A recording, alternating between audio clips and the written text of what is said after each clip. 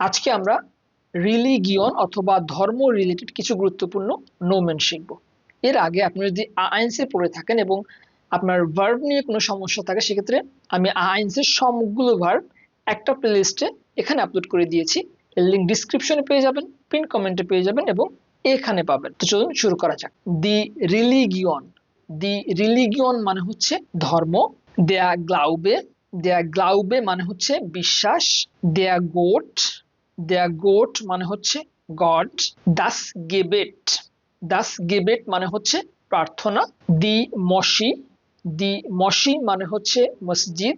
দি কিরসে, দি কিরসে মানে হচ্ছে গির্জা। দেয়া টেম্পল, দেয়া টেম্পল মানে হচ্ছে মন্দির। দি বিবেল, দি বিবেল মানে হচ্ছে বাইবেল। দেয়া কোরআন, দেয়া কোরআন মানে হচ্ছে আল কোরআন। দি থোরা, দি থোরা মানে হচ্ছে তোরাহ। দেয়া প্রফেট, দেয়া প্রফেট মানে হচ্ছে নবী। দেয়া ইমাম, দেয়া ইমাম মানে হচ্ছে ইমাম। দেয়া পৃষ্ঠা, দেয়া পৃষ্ঠা মানে হচ্ছে প্রিস্ট।